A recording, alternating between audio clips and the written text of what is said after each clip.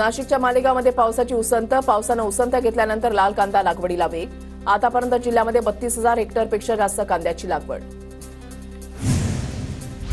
वाशिम जिल्ह्यामध्ये 29,430 हेक्टरवर कपाशीची लागवड, तर ढगाळ वातावरणामुळे कपाशी पिकावर रोगाचा प्रादुर्भाव वाढला. नंदुरबार जिल्ह्यामधील कापूस उत्पादक शेतकरी अडचणीत. कपाशीवर मावा, तुडतुडे आणि पांढरी माशीचा प्रादुर्भाव. रोगराई पसरल्यानं उत्पन्नामध्ये घट होण्याची शक्यता. हिंगोलीमध्ये पावसाचं पाणी कापसाच्या पिकामध्ये साचल्यामुळे शेतकऱ्यांचं मोठं नुकसान.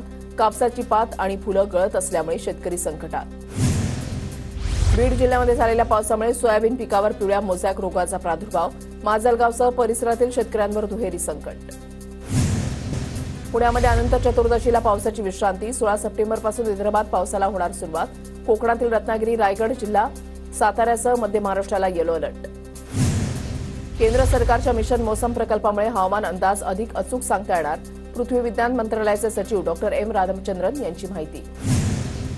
खडकवासला धरणातून मुठा नदीमध्ये 1,712 क्युसेकनं पाण्याचा विसर्ग कायम. धरणाच्या परिसरामध्ये पावसाचं प्रमाण वाढल्यानं विसर्ग वाढवण्यात येणार. कोल्हापूर जिल्ह्यामध्ये 17 सप्टेंबरपर्यंत गणेश मिरवणुकीमध्ये लेझर लाईटवर बंदी. अप्पर जिल्हा दंडाधिकारी संजय तेली यांचे आदेश. आदेशाचं उल्लंघन करणाऱ्यांवर फौजदारी कारवाई होणार. जिल्हा बँकेनं गाठला 8,000 कोटींचा व्यावसायिक टप्पा. लातूर जिल्हा बँकेच्या 41व्या सर्वसाधारण सभेमधली माहिती. जळगावमध्ये पार पडली जळगाव जिल्हा आंतरशालेय बॅडमिंटन अजिंक्यपद स्पर्धा. 11 वर्ष आतील स्पर्धेमध्ये जिल्ह्यातील एकूण 20 शाळांमधील तब्बल 100 खेळाडूंचा सहभाग. जळगावमधल्या छत्रपती शिवाजी महाराज क्रीडा संकुलामध्ये विजय सिक्युरिटीज अँड एजन्सीचा गैरकारभार. स्वाभिमानी शेतकरी संघटनेचे जिल्हाध्यक्ष डॉ. विवेक सोनावणे यांची जिल्हाधिकाऱ्यांकडे तक्रार. नंदुरबार जिल्ह्यामध्ये आणि शहादा शहरामध्ये विद्युत वितरण कंपनीनं बसवलेली जीनस कंपनीचं मीटर सदोष असल्याच्या तक्रारी. विद्युत पुरवठा खंडित होऊन सुरू झाल्यानंतर मीटर रिडिंग वाढत असल्याच्या ग्राहकांचा आरोप.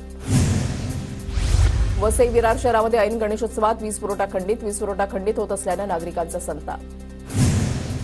अंबरनाथ, बदलापूर, उल्हासनगरमध्ये आज वीज पुरवठा बंद राहणार. दुरुस्तीच्या कामासाठी वीज पुरवठा खंडित केला जाणार.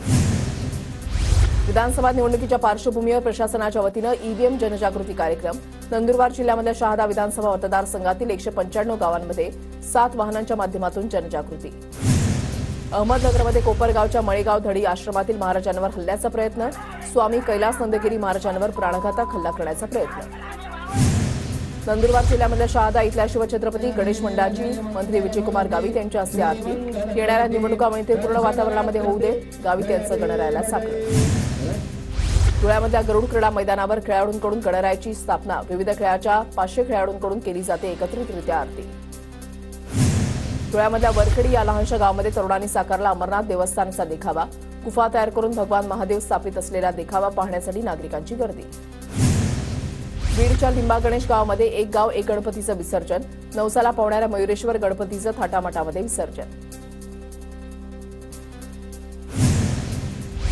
भिवंडी शहरामधल्या गैबीनगर परिसरामधील तृतीयपंथीयांकडून गणपतीची प्रतिष्ठापना. गौरी गणपतीसोबत लाडक्या गणपती बाप्पाला डीजेच्या तालावर नाचत वाचत निरोप दिला.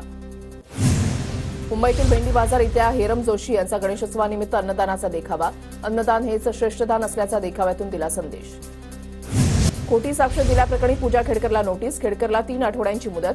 पुढील सुनावणी 26 नोव्हेंबरला होणार. कसारा रेल्वे स्थानकावर गावठी कट्टा घेऊन फिरणाऱ्या तरुणाला अटक. कल्याण जीआरपी पोलिसांची कारवाई. इर्शाळवाडी पुनर्वसन प्रकल्प पूर्ण. भोगवटा प्रमाणपत्रासाठी सिडकोनं रस्ते विकास महामंडळाकडे प्रस्ताव पाठवला.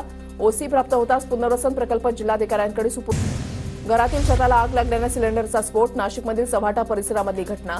आगीवर नियंत्रण मिळवताना अग्निशमन दलाचे 3 कर्मचारी जखमी. उल्हासनगरमध्ये 7 वर्षाच्या विद्यार्थिनीचा शिक्षकाकडून विनयभंग. शाळा सुरू असतानाच प्रकार घडल्याची पोलिसांची माहिती. हिललाईन पोलिसांकडून आरोपी शिक्षकाला बेड्या. पॉक्सो कायद्याअंतर्गत गुन्हा दाखल.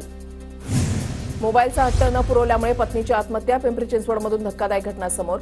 पतीची बिकट परिस्थिती असताना गेल्या अनेक दिवसांपासून लावला होता तगादा. पुण्यामध्ये गणपती विसर्जनाच्या तयारीला वेग. पुणे पोलीस आयुक्त अमितेश कुमार यांच्याकडून तयारीचा आढावा घेत उपाययोजनांची पाहणी.